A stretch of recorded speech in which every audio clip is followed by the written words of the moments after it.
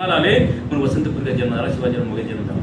शिवाजी महाराज, छत्रपती शिवाजी महाराज काय म्हणायचे, शाहू महाराज काय म्हणायचे, if the lower classes are not given preferential treatment they will not rise in the scale of life. या मागासलेल्या लोकांना जशी शेवटचं पोर असते ना, तिला चतकोर भाकरी जशी बाई राखून ठेवते ना, तशा प्रकारे आम्हाला हे राखून आहे म्हणून आम्ही जगू ना. म्हणून ओढून ताणून का असे ना, आदिवासी पार बाबा त्याला मंत्री देऊल बाबा, पण तोही कसा पाहिजे मंत्री, होय बाबा पाहिजे. होय बा असे तो 10 वर्ष राहू शकतो. तुम्हाला असं वाटत नाही सर की आपले आदिवासी समाज जो आहे महाराष्ट्राला समजा आजपर्यंत आदिवासी समाज म्हणजे विकास मंत्री कोण राहिले, आदिवासी लोक झालेले आहेत. हो लोक त्यांनीच विकास खुंडला नव्हता. विकास नाही खुंडला दादा, सांगतो तुम्हाला. नाही आता हे जेवढे तुम्ही आता पूर्ण हे सांगून राहिले बोला. अन्याय लोकप्रतिनिधी आदिवासी आहे, 26 आमदार आहे आपल्या महाराष्ट्रामध्ये आणि एक मंत्री राहते आदिवासी राहते. मग आदिवासी लोकप्रतिनिधीच आदिवासी लोकांचा विकास हे केला ना.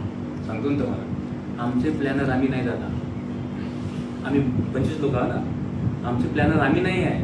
आम्हाला तिकीट देणारे कोण आहे, कोणती पार्टी नॉन ट्रायबल आहे. कोण आहे ते नॉन ट्रायबल. पुन्हा सांगतो तुम्हाला, मग यासाठी मग जेवढे आदिवासी आमदार आहे समजा महाराष्ट्रातले पूर्ण एक वार नाही आमदार खासदार पूर्ण या प्रश्नावर समजा नाही बोलत ना, सांगून घ्या ना. उद्या अशा वेळेला थोडीशी उच्चारी करू द्या. नाही हा तर नाही हा सगळीच कळला. हा पार्टी दौरी झाला. नाही हा पार्टी विषय झाला. तिच्या पूर्वीपासूनच कोण दादा आदिवासी मंत्री राहिले. सांगतो ना, म्हणून खमक्या म्हणून भेटला ना तुम्हाला. टीचर साहेब होते, नंतर मोगे साहेब, सगळे आम्ही मंत्री होतो.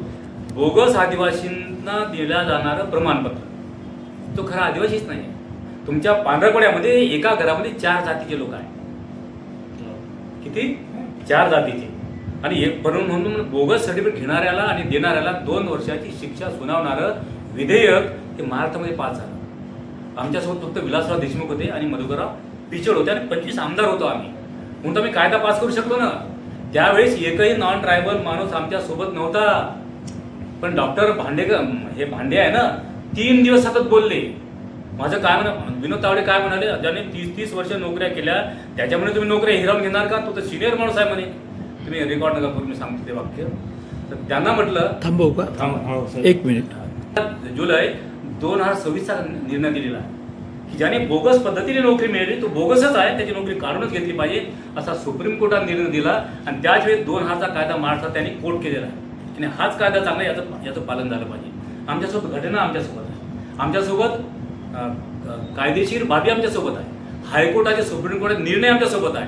पण बाबासाहेब म्हणाली घटना सुंदर आहे, पण घटनेची अंमलबजावणी करणारे लोक जर नालायक असतील तर घटना चांगली राहून फायदा काय. सर पण आतापर्यंत किती असे बोगस जे आहे नोकरी केला त्यांच्यावर कारवाई झाली? कारवाईच नाही होत ना. मी सांगतो ना, कारण अंमलबजावणी करणारे कोण आहे. अहो एक आदिवासी, तो आपला डॉक्टर हे कुठला इथला किनवटचा नाही IAS ऑफिसर डॉक्टर राजेंद्र भरुट होता, तो फक्त आदिवासी होता म्हणून त्यांनी 135 लोकांवरती कारवाई केली. पण बाबासाहेब काय म्हणाल की मुख्याच्या ठिकाणी तुमचे माणसं असले पाहिजे. माझे किती IAS ऑफिसर आहे. एक मीना परवा ग्रामविकासचे मंत्री तेव्हा बोललो ना, म्हणजे हे होते अशोकराव विखे होते आणि आपले ध्येय तुमच्याकडे नाही का दुर्वे काढून टाकीन हे तिथे होते. तर ते 2 जण होते, भांडायला लागले. भांडू नका म्हटलं बाबा, सामान्य प्रशासनच्या सचिवाला मला बोलू द्या. म्हटलं तुम्ही हे बदल कसा केला, तर ते म्हणे कोणतरी सांगितलं, कोणतरी कसा लहरीपणे कसं काढलं म्हणून. तर आमचा मीना नावाचा IAS ऑफिसर आदिवासी आहे, राजस्थानचा आहे. ते म्हणे आम्हाला तुम्ही हो म्हणावं म्हणे, उद्या मी अंमलबजावणी करतो. पण इथले मंत्री मुख्यमंत्री हे नॉन ट्रायबल आहे, त्याच्यामुळे त्यांच्या मनामध्ये आदिवासींच्या विषयी बिलकुल आत्मीयता नाही आणि भीती पण नाही. लोकप्रतिनिधी जे आपले आहेत त्यांचं प्रेशर काही पूर्ण व्हायला मग त्यांच्यावर प्रेशर पडते दादा. पण हे विविध 45 जमाती आमच्यामध्ये किती आहे, हा जमातवाद आहे. पण त्याचे माझं म्हणणं हे आहे की जी मी SCचा बिंदू नामावली बदलू शकते का, शेड्यूल कास्टची बिंदू नामावली का नाही बदलत. बिंदू नामावली बदलते म्हटल्याबरोबर तुमच्या फेकाटात लाथा बसते का नाही. कोण भाव तो IAS ऑफिसर आहे ना.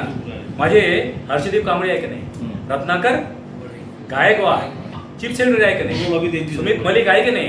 कारण इम्प्लिमेंटिंग अथॉरिटी, अपॉइंटिंग अथॉरिटी आणि ऍक्शन टेकिंग अथॉरिटी शेड्यूलची इतकी जबरदस्त आहे की ब्राह्मणांची हिंमत नाही. आणि म्हणून लाख कायदा जरी केले असेल दादा, परिपत्रक काढतात, पेशाच्यासाठी एक परिपत्रक काढतात, चटकन दुसऱ्या पुढची अपॉइंटमेंट करतात.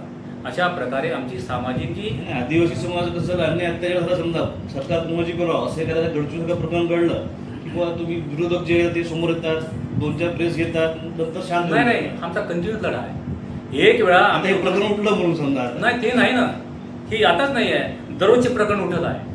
मला एक सांगा, 770 शेतकरी मारले गेले. बीजेपीच्या एखाद्या नेत्याला घाम फुटला का? 7 महिला पहिलवानावरती अत्याचार झाला, त्याला सोडलं की नाही परवा? सोडलं. 350 महिलांची जिंदगी ज्यांनी बर्बाद केली त्या राम रहीमला सोडलं की नाही सोडलं? तो रंजन कुमार कोण गोगोई कुठे गेला? राज्यसभेवर गेला की नाही गेला? किंवा अशा प्रकारे ज्युडिशियरी प्रशासन, मला आशावाद हा आहे की माझी पत्रकारिता आमच्या विरोधात नाही. आमची 3 स्तंभ आहे ना, ते आमच्या हातात नाही ना. न्यायव्यवस्था नाही आहे, दादा आम्ही लढत आहोत, पण लढण्यासाठी प्रचंड पैसा आमचे डॉक्टर लोक एकत्र येतात, तसं तरी आम्ही लढत आहोत. अजूनही आमचा लढा संपलेला नाही. म्हणून पहिल्या टप्प्यामध्ये जो कोर्टात आमचा जो बॉल असतो ना, तो फक्त शासनाचे असतात, शासनच निर्णय देऊ शकतात. आणि मी स्वतः तिथे असल्याच्यामुळे 2000चा कायदा मी स्वतः पास करू शकतो, मंजूर करू शकलो. पिचड साहेबांना, विलासा देशपांना भीती होती का? पाय बोलन कोण दाबून बोलत जेव्हा गेलो, डॉक्टर भांडे केव्हा पळून गेले हे कळलं नाही. अशा प्रकारे 25च्या 25ही आमदार जर नरगे असले, कोण कदाचित मी दादा माझे मला 2च मागितले. मी डेप्युटी स्पीकर होतो. पृथ्वीराज चव्हाणांना म्हटले माझ्या आदेशात हे सडके, टीन, पत्रे, कोंबडे, बकरे बिलकुल नाही पाहिजे. फक्त दर्जेदार सक्तीचं आणि मोफत शिक्षण द्या. आणि 4 ते 5 लाखाचं काय आहे आम्हाला? छोटंसं घर. 2च गोष्टी पाहिजे. आणि म्हणून त्यांनी नाही टाकले. मी गेलो, राजीनामा दिला आणि चाललो माझ्या बंगल्यामध्ये. पण 500 कोटी घरकुलं देत नसेल तर वसंतपूर की आठमुंडेला चालला म्हटलं. 14व्या मिनिटाला पृथ्वीराज चव्हाणांचा फोन, वसंतराव काय केलं? मला डोळ्यात पाणी आलं. म्हणून साहेब मी येत नाही. आणि वसंतराव या, आता येतं की सकाळी गेलो. 500 कोटीचे घरकुले मिळत असेल तरच म्हटलं मी खुर्चीवर बसणार. मी डेप्युटी स्पीकर होतो आणि असं नका करू. मग आलो मी, त्यांनी सगळे सेक्रेटरी बोलावले. नंतर अजितदादा म्हणून, दादा म्हणलं I will not be in chair, म्हणजे असं नका करू वसंतराव. जरी बजेट सादर झालं असेल म्हणे तर मी रिप्लाय जेव्हा देईल ना म्हणे तेव्हा तुम्हाला 500 कोटी दिल्याशिवाय राहणार नाही. त्यांनी प्रॉमिस घेतलं मी.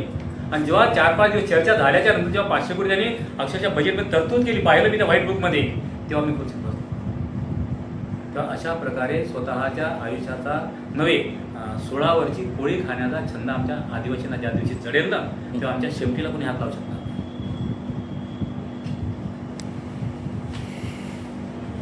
ठीक आहे, तुम्ही छान प्रश्न विचारलं पाहिजे ना.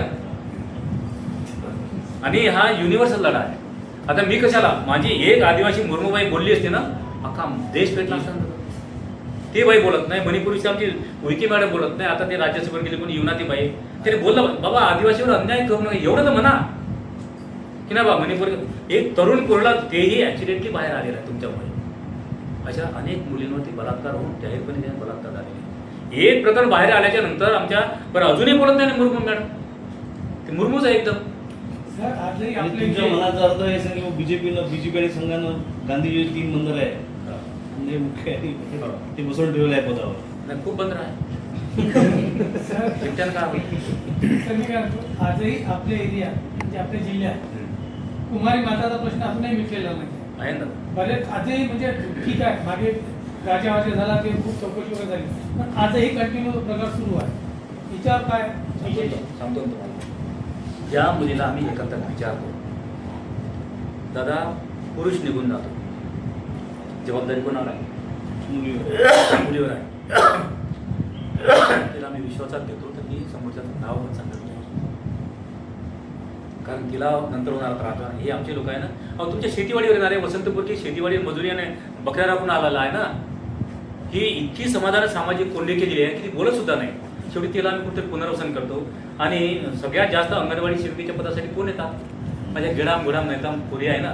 कारण हे जे तरुण पोरं, समाजाचे सुद्धा पोरं काय करतात, तिला 4-5 वर्ष वापरून घेतात, दुसरी बायको करतात, तिला सोडून देतात. हे सामाजिक दुःख नाही ना आमचं. आणि म्हणून त्यांच्यासाठी मी काय आपलं की पुनर्वसन केलं पाहिजे, प्रायव्हेट दिली पाहिजे. म्हणून पेसामध्ये काय आहे, पेसामध्ये अशी एखादी गरजू पोरगी असेल तिला नोकरी दिली पाहिजे. पण अपॉइंटमेंट देणारी कोण आहे? आमचा CDPO आहे, नवी आमचा स्थानिक आमदार आहे, नाहीतर त्या एरियातला प्रभावी नेता आहे, तो तिला घेत नाही ना. अभि नाही तो कभी नाही. करप्शन प्रचंड मोठं आहे, सामाजिक करप्शन आहे आणि फायनान्शियल करप्शन आहे. हे करप्शन प्रचंड मोठा आजार आहे. म्हणून आमच्या आदिवासी नेत्यांनी पुन्हा निवडून येऊ का नाही येऊ, दिल दिया आहे. ही जर भूमिका घेतली ना तर आम्हाला डगमगण्याचं कारण नाही. कारण बाबासाहेब एक 10 बाजाच्या खोलीमध्ये जगणारा एक माणूस, एक निश्चिम प्रेम करणार, समाजावर निश्चिम प्रेम करणार जन्माला आला. आणि बाबासाहेबांचं एक नाव जरी घेतलं ते लोक पेटतात, पण तरी हळूहळू ती धार सुद्धा कमी झालेली आहे. अरे आंबेडकर आंबेडकर आंबेडकर आंबेडकर आंबेडकर 6 उठने के नंतर इतने बार अगर भगवान का नाम लेते तो क्या मिल जाता?